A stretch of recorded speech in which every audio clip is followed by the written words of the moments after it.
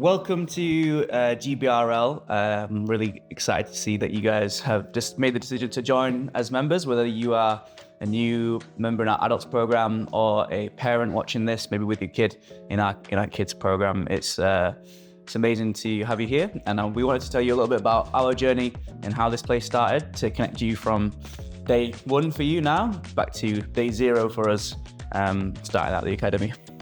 Yeah, it's a really special moment for you because we all started jiu-jitsu at some point, and I think the hardest part of jiu-jitsu is actually stepping on the mat for the first time. So congratulations for being here to start with, and we want to connect you basically right to the origins of GBRL and what makes our academy different and special, and why we're really excited that you're going to be part of our journey moving forward.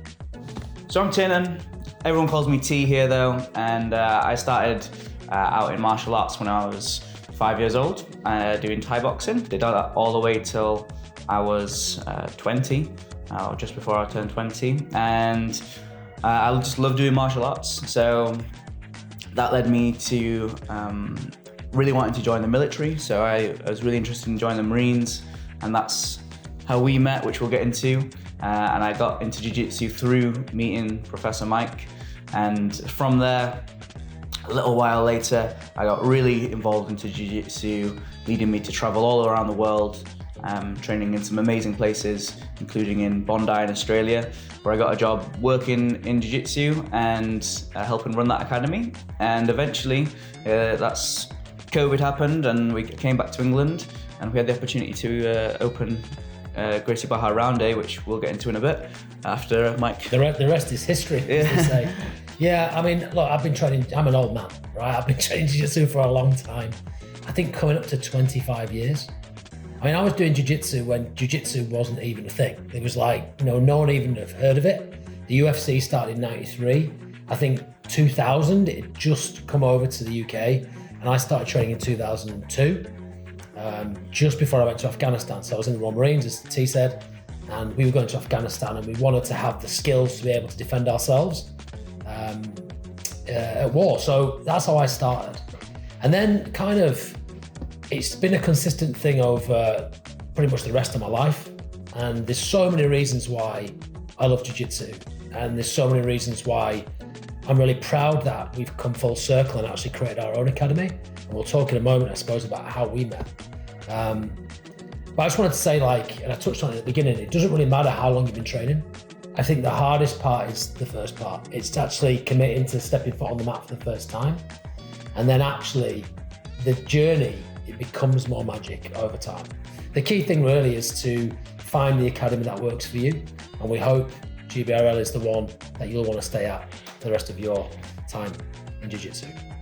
So how we met, it's a funny story actually. Bizarre, yeah. Can we say this on camera? I think, well, it has been said on a podcast before, if you want the full in-depth story.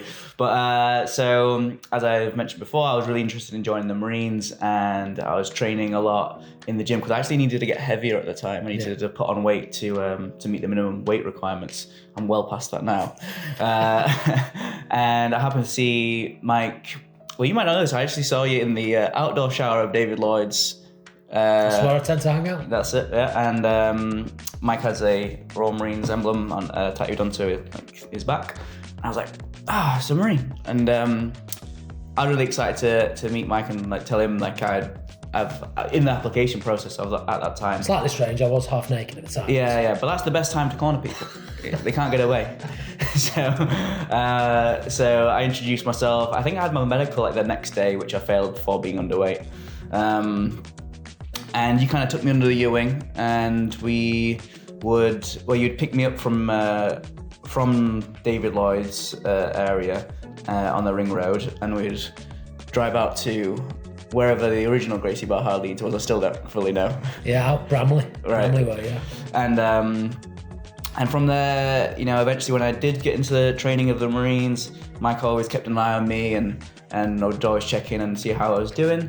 So when I eventually left, I was feeling a little bit lost, needed something to do, needed some focus again. Mike was like, come down to Gracie Barra Harrogate, where we'd carpool over a few times a week and get some training done. So that's how we we met. I don't know your perspective of it. It was a bit different. I don't remember it. I mean, we're going back nearly 10 years. Yeah. What I do recall from that, mate, really is an opportunity for me to try and help you. I had been in the Royal Marines for 5.5 years. I then spent the next 15 years in the counter-terrorism world, in the intelligence world, the covert world. So, when anyone, and that's service, right? I'm serving our country. I believe that's part of helping others. And when someone like T had the courage to approach me and say, listen, I'd like to try and do this, could you help? It's just my instinct to want to help. And so it was a real sense of pride to be able to see this young man. He was young at the time. How old were you then? 19? 19-ish, yeah. Have these aspirations to go join the Royal Marines. Didn't work out. And then I did see him kind of stumble through life afterwards. I may say, a difficult time for you personally.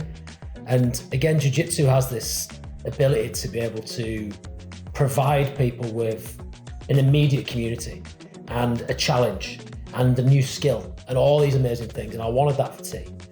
What I didn't expect was that would lead to this. But having replayed it, I'm really proud, mate, that we've managed to get to where we are, sat on this sofa right now in our own academy.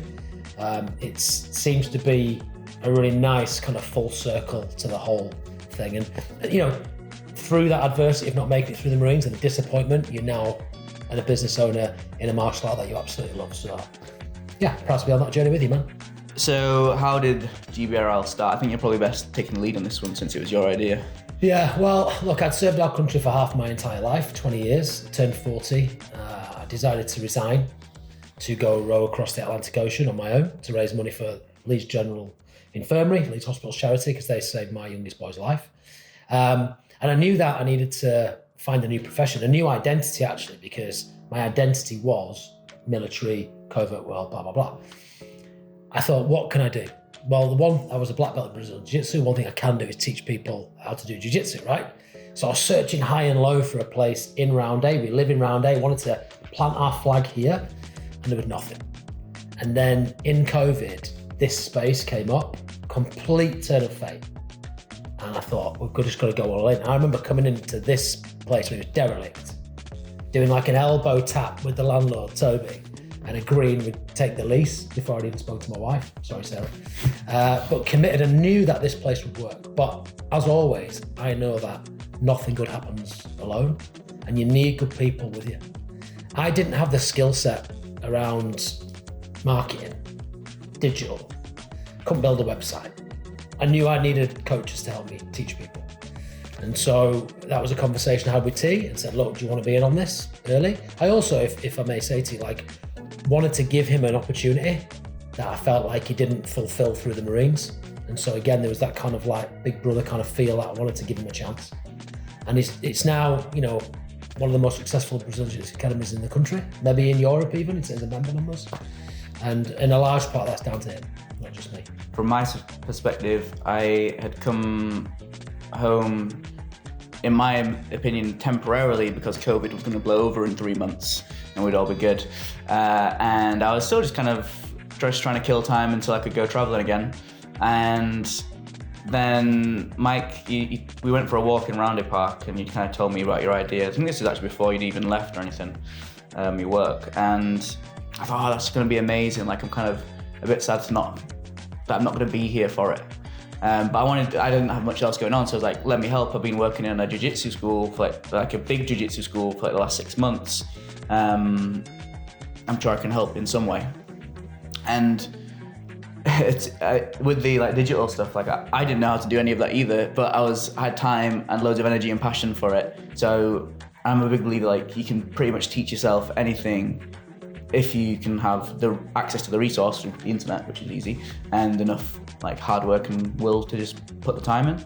So I was like, okay, well, I'd built a website before, but nothing particularly, I haven't taught myself, but I was really just excited to do something I was really going to be passionate about.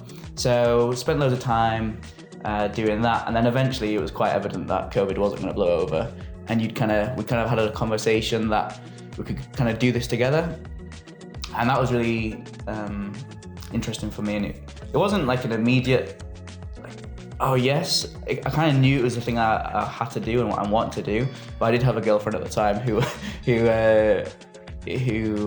wanted to keep traveling, so it's kind of had to end a relationship to kind of do it.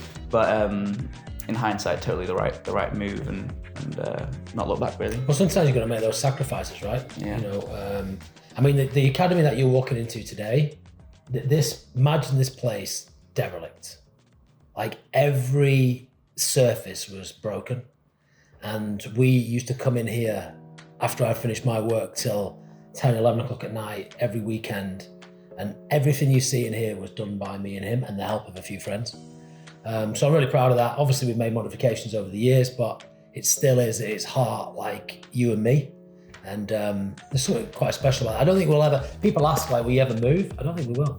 I don't think there's any need to. I think it's pretty as good as it can be, to be honest. What you need to know about the academy is probably a little bit about the values that we have here and the culture that we have tried to cultivate here.